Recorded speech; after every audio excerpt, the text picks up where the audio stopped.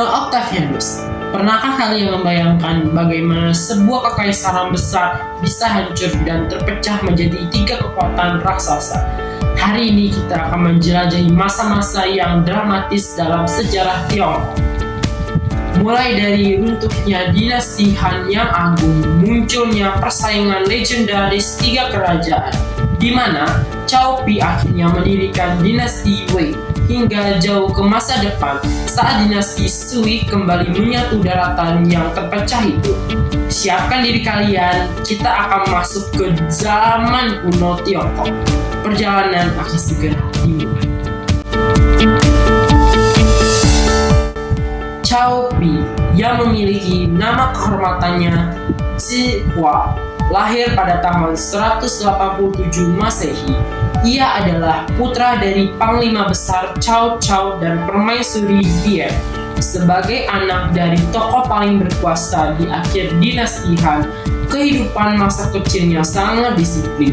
Sejak usia muda, Cao Pi dididik dalam 2 bidang utama, yaitu sastra dan militer.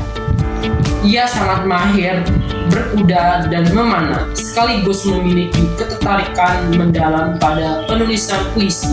Latar belakangnya ini membentuk karakter yang penuh perhitungan.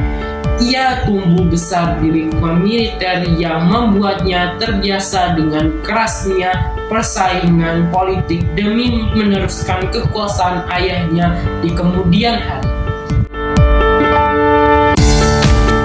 Masa kejayaan Cao Pi dimulai pada tahun 220 Masehi, sesaat setelah ayahnya Cao Cao wafat. Langkah pertamanya yang paling bersejarah adalah memaksa Kaisar Xian dari dinasti Han untuk turun tahta, yang secara resmi mengakhiri era dinasti Han dan menandai berdirinya dinasti Wei. Sebagai kaisar pertama dalam gelar Kaisar Wen, ia melakukan berbagai reformasi penting.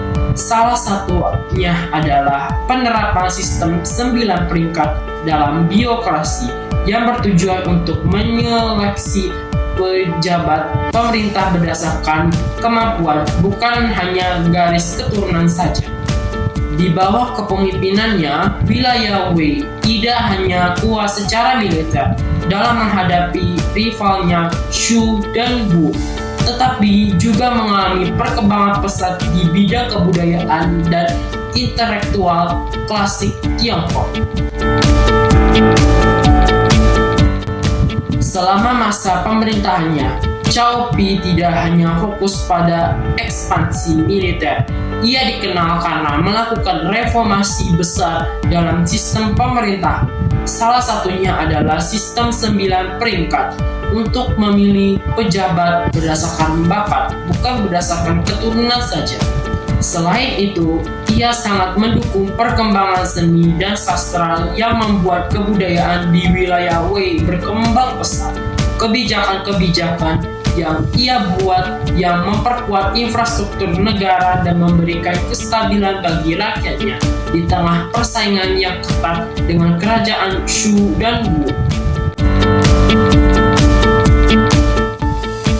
Di tengah upayanya memperkuat dinasti, terjadilah salah satu konflik militer terbesar, yaitu invasi Wei ke kerajaan Wu yang berlangsung antara tahun 222 Masehi hingga 225 Masehi.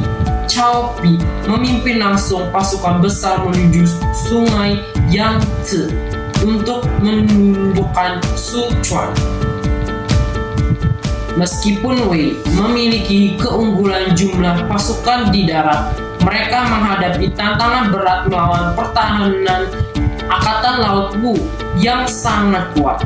Pertempuran ini menjadi ujian besar bagi kepemimpinan Cao Pi sebagai panglima tertinggi. Meski penuh dengan ketegangan dan strategi tingkat tinggi, perang ini berakhir tanpa kemenangan mutlak, namun menegaskan posisi Wei sebagai ancaman yang sangat diperhitungkan bagi lawan-lawannya. Setelah bertahun-tahun memimpin dan menghadapi berbagai peperangan, kesehatan Cao Pi mulai menurun sangat drastis. pada tahun 226 Masehi, sang kaisar akhirnya meninggal dunia di ibu kota Luoyang pada usia yang cukup muda, yaitu 39 tahun, akibat penyakit yang ia derita. Sebelum ia wafat, ia menunjukkan putra tertuanya, yaitu Cao Rui, sebagai ahli warisan tahta. Cao Rui kemudian naik tahta sebagai Kaisar Ming, didampingi oleh beberapa pejabat senior, termasuk Sima Yin. Kepergian Cao Pi menandai berakhirnya babak awal dari dinasti Wei, sekaligus menjadi awal dari babak baru persaingan politik yang nantinya akan menentukan masa depan seluruh daratan Tiongkok. Meskipun masa pemerintahannya tergolong sangat singkat, Cao Pi meninggalkan warisan yang sangat besar bagi sejarah dunia. Ia memperkenalkan sistem 9 peringkat, sebuah metode seleksi penjabat berdasarkan kemampuan yang menjadi standar birokrasi Tiongkok selama berabad-abad. Tak hanya soal politik, ia juga meninggalkan jejak abadi di dunia sastra melalui karya yang berjudul Lun Wei, yang merupakan kritik sastra pertama dalam sejarah Tiongkok.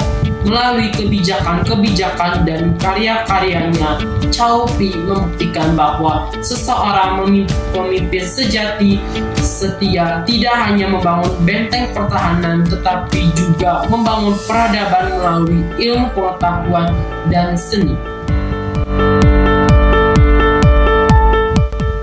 Nah, jadi guys, apa yang bisa kita pelajari hari ini dari sosok Cao Pi?